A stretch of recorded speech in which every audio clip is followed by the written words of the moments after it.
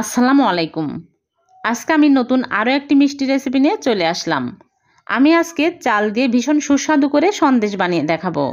এটা যেমনই সুগন্ধ, খেতে তেমনই টেস্টি হবে। একবার এভাবে বানিয়ে দেখতে পারেন। ঘরে থাকা সামান্য উপকরণ দিয়ে বানিয়ে নেওয়া যায়। বানানো একদমই ইজি।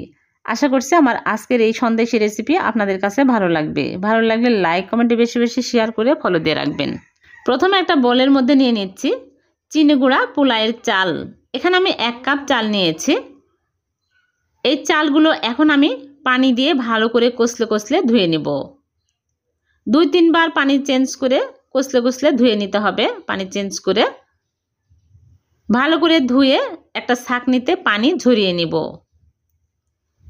ভালো করে পানি ঝরিয়ে নিয়েছি। এখন আমি এই চালগুলো একটা প্লেটের মধ্যে নিয়ে নিচ্ছি। নিয়ে ফ্যানের নিচে রেখে দিব ঝরঝরা হওয়ার জন্য। ফ্যানের নিচে একটু রেখে দিলেই একদম শুকিয়ে ঝরঝরা হয়ে যাবে। এরকম ঝরঝরা হতে হবে। এখন আমি এই চালগুলো ভেজে নেব। চুলায় একটা প্যান বসে দিয়েছি আর দিয়ে দিচ্ছি ঘি 1 টেবিল চামচ। ঘিয়ের পরিবর্তে বাটারও দিতে পারবেন। ঘি গরম হয়ে আসলে চালগুলো দিয়ে দিচ্ছি। সবগুলো চাল দিয়ে চুলার আঁচ লো আঁচে করে নেড়েচেড়ে 5-7 মিনিট ধরে ভেজে নেব। খেয়াল রাখতে হবে পুড়ে যেন লাল হয়ে না যায়। একদম লো আঁচে ভেজে নিতে হবে।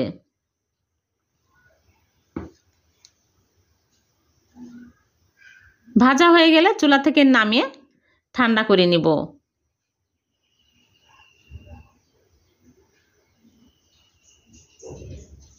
ঠান্ডা হয়ে গেছে। এখন আমি একটা ব্লেন্ডার জাগে নিয়ে নিচ্ছি। গুঁড়া করে নিব। একদম মিহি করে গুঁড়া করে নিতে হবে।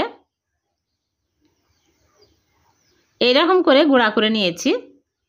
এখন একটা বাটিতে ঢেলে এক সাইডে রেখে দিচ্ছি। আর এদিকে চুলায় আবারও প্যান বসে দিয়েছি। দিয়ে দিচ্ছি চিনি 1/2 কাপ। চিনি দিয়ে নেড়েচেড়ে চিনিটাকে গলিয়ে নিব। একটু নেড়েচেড়ে নিলেই দেখা যাবে যে চিনি গলে সুন্দর কালার চলে আসছে। বেশি কালার করতে যাবেন না, তাহলে পুড়ে তিতা হয়ে যাবে। এখন আমি দিয়ে দিচ্ছি লিকুইড দুধ 1 কাপ। দুধ আমি জাল দিয়ে ঘন করে নিয়েছি। আরও 1 কাপ দিয়ে দিচ্ছি। এখানে আমি 2 কাপ দুধ দিয়ে দিলাম। আগে জাল দিয়ে ঘন করে নিয়েছিলাম, দিয়ে দিলাম। এখন আমি দিয়ে দিচ্ছি গুঁড়া দুধ 1/4 কাপ। গুঁড়া দুধ বেশি দিলে টেস্টি হবে, খেতেও অনেক মজার হবে। আর দিয়ে দিচ্ছি এলাচের গুঁড়া সামান্য পরিমাণে, তাহলে সুন্দর একটা ফ্লেভার পাওয়া যাবে। আর দিয়ে দিচ্ছি স্বাদ মতো লবণ। এখন আমি নেড়েচেড়ে আরও কিছুক্ষণ জাল করে নেব। যখন এরকম ঘন হয়ে আসবে তখন এর মধ্যে দিয়ে দিচ্ছি ভাজা চালের গুঁড়া।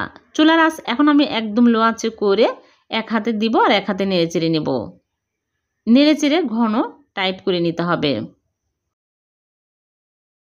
আর দিয়ে দিচ্ছি ঘি 1 চামচ। ঘি দিলে ফ্লেভারটা আরও ভালো লাগবে, খেতেও অনেক টেস্টি হবে। যখন এরকম প্যানের গা ছেড়ে আসবে, টাইট হয়ে আসবে, তখনই চুলা থেকে নামিয়ে নিতে হবে। এখন আমি চুলা থেকে নামিয়ে একটা কেকের মোল্ড নিয়েছি। এই মোল্ডে ফয়েল পেপার বিছিয়ে নিয়েছি, তাহলে সন্দেশটা খুব তাড়াতাড়ি উঠে আসবে। এর জন্য আপনারা চাইলে কোনো প্লেটও নিতে পারেন। এখন আমি সবগুলো এই মোল্ডের মধ্যে নিয়ে নিচ্ছি। নিয়ে ভালো করে স্প্যাচুলা দিয়ে চেপে চেপে নেব। এইরকম করে চেপে চেপে সমান করে নিতে হবে। তারপরে আমি নর্মাল ফ্রিজে রেখে দিব ঠান্ডা হওয়া পর্যন্ত। ঠান্ডা হলে ভালোভাবে সেট হবে। নর্মাল ফ্রিজ থেকে আমি বের করে নিয়ে আসলাম। এখন আমি ফয়েল পেপার তুলে ফেলে দিচ্ছি আর কেটে আপনাদেরকে দেখাচ্ছি।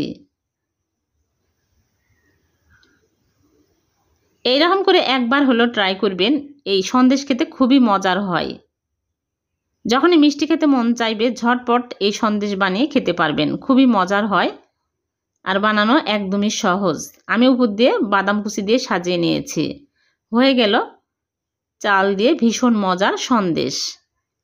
আর একটা ভেঙে দেখাচ্ছি, দেখুন কতটা মজার হয়েছে। ভালো লাগলে লাইক, কমেন্টে বেশি বেশি শেয়ার করে দিবেন। চ্যানেলটি সাবস্ক্রাইব করে চ্যানেলের সাথেই থাকবেন। আর পেজ থেকে দেখে থাকলে পেজটিকে ফলো দিয়ে রাখবেন। আবারও দেখা হবে নতুন কোনো রেসিপিতে। সে পর্যন্ত ভালো থাকবেন। আল্লাহ হাফেজ।